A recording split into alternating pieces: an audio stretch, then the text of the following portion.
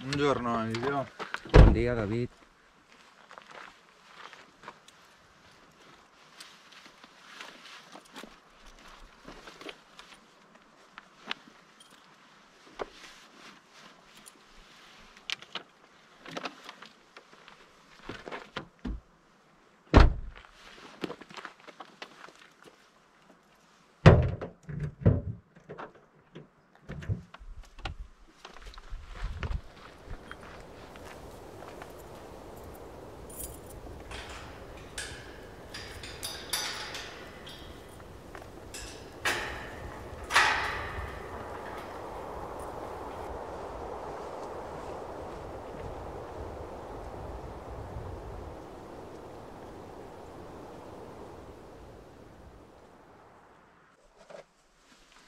Y ahora cojo guantes para poder tirar comida a los buitres. Vamos a tirarle comida.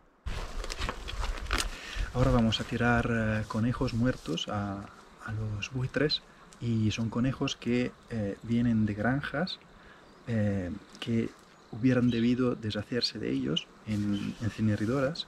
Y nosotros aprovechamos de estos animales que probablemente no hubieran servido de nada y así son útiles para la recuperación del buitre negro.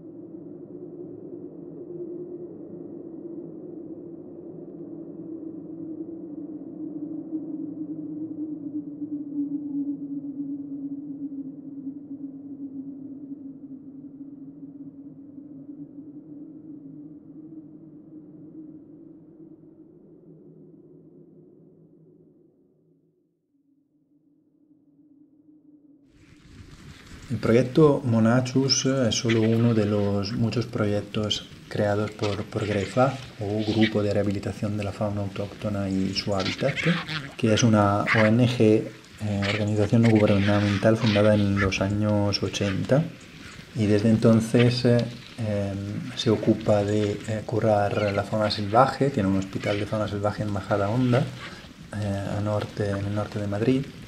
Hay un centro de cría en cautividad para las especies amenazadas, invierte en muchas actividades de educación ambiental y tiene muchos proyectos, como el proyecto Águila Life, proyectos varios para el cernícalo primilla, el proyecto de reintroducción del pigargo en Asturias, y no solo pájaros, como proyectos para el control del topillo campesino, o el proyecto sobre el galápago europeo, el reptil más amenazado de la Comunidad de Madrid, y entre ellos el proyecto Monachus. El proyecto debe su nombre al nombre latino científico del buitre negro, Aegypius monachus, y la especie es solo una de las 4 especies de aves carroñeras que se pueden encontrar en Europa. Las otras son el quebrantahuesos, el buitre leonado y la limoche. El buitre negro es la más grande de estas 4 y es la ave con la envergadura alar más amplia de toda Europa, con algunos ejemplares que llegan a los 3 metros o incluso lo superan. Y cada especie tiene sus características y su nicho ecológico. Como podéis ver, no hay dimorfismo sexual en la especie. O sea, no se puede distinguir un macho de una hembra en apariencia, aunque las hembras tiendan a ser en media un poquito más grandes de los machos. Mientras sí se puede distinguir un joven desde un adulto, en cuanto los jóvenes tienden a ser más oscuros. Y creciendo, los ejemplares tienden a crecer en un plumaje más blanco alrededor de la cabeza y más marrón en el cuerpo. Y la especie es territorial, porque tienden a defender sus nidos y el territorio alrededor del nido, y de hecho las parejas tienden a nidificar a una distancia de otras parejas de por lo menos 500 metros hasta 1 o 2 kilómetros de distancia. La pareja tiende a ser estable, año tras año vuelven a criar los mismos individuos y la pareja puede durar toda la vida si ambos los individuos sobreviven. Tienden también a volver al mismo nido del año anterior, o sea, se buscan un pino. En la península ibérica esta especie prefiere nidificar sobre pinos, aunque hay algunos nidos sobre robles, por ejemplo. De todas formas, árboles bastante grandes, tendencialmente en sitios en altura, desde los 300 hasta los 2000 metros de altura, y sobre una pendiente, y nada, vuelven al nido del año anterior y pueden añadir alguna capa, arreglarlo un poco y volver a poner el huevo. Ponen el huevo más o menos a final de febrero, marzo, hasta empiezo de abril. Lo incuban por 55 días en media, y cuando eclosiona, luego siguen alimentando el pollo por 4 meses, cuando el pollo empieza a dar los primeros vuelos. Como he dicho, el buitre negro es un ave carroñera. Significa que come animales muertos que ya se han muerto. Y en naturaleza los animales mueren o porque predados de otras especies, o por alguna enfermedad, algún microorganismo que lo mató. Allí en estos casos intervienen las aves carroñeras, que impiden que los microorganismos que hayan matado el animal se difundan a otros individuos, porque tienen un estómago con una acidez muy elevada, les protege de la enfermedad misma que mató al animal y acaba con los microorganismos. En los años 70 la especie había desaparecido completamente de Europa, afuera de un núcleo en el suroeste de la península ibérica, donde quedaban 206 parejas estimadas. O sea, había desaparecido del todo el sur de la Francia, de toda Italia y de toda la Europa sur-oriental. Desde allí la necesidad de recuperar esta especie en toda Europa y volver a recuperar ese corredor de individuos entre la población que todavía queda más grande en Oriente, en Asia. Por volver a conectar estas dos poblaciones, empezó a reintroducir el buitre negro en Francia en los años 90, con individuos que venían desde España, y luego Grefa empezó a reintroducirlo en la Sierra de Beaumort en el 2007, y ahora acabado en 2021 con las últimas liberaciones allí, y ahora los individuos y la población, que cuenta unos 60 individuos asentados, sigue siendo monitoreada, y desde el 2017 empezó a liberar individuos en la Sierra de la Demanda, aquí donde estamos. Desde entonces se liberaron 77 individuos. Muchos se han asentado, algunos se han movido y parecen asentarse en el suroeste de la península ibérica, algunos se han ido en la Sierra de Beaumort, algunos se han ido en Francia.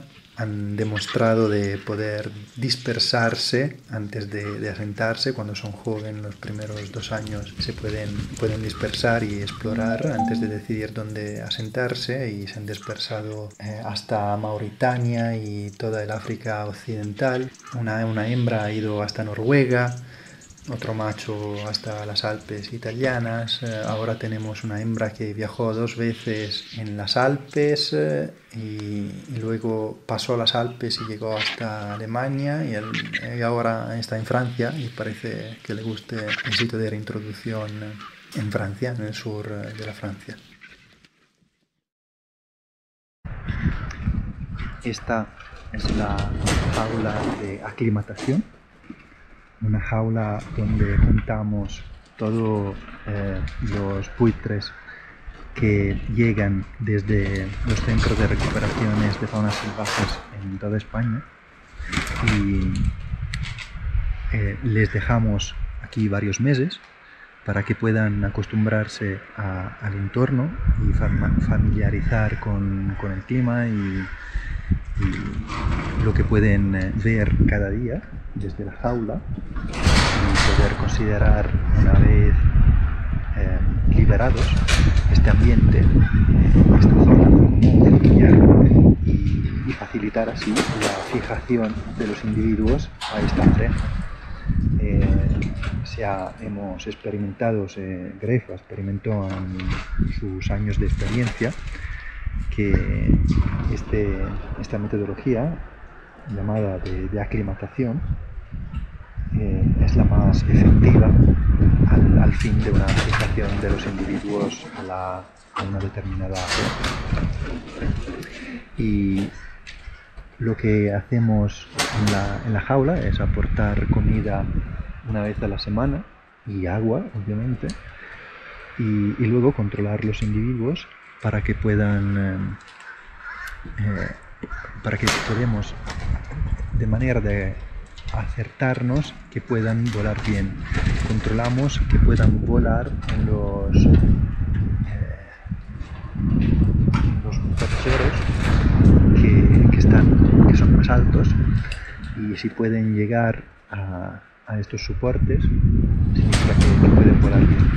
Y bueno, ya están todos anillados y vamos apuntando los individuos que vemos en las partes más altas de la jaula para poder asegurarnos, una vez que están liberados, que sean buenos voladores ya. Este pequeño promontorio es un posadero frecuente donde bajan los buitres, que está en una zona abierta y pueden bajar y coger el vuelo rápidamente, y entonces vienen a descansar aquí y a menudo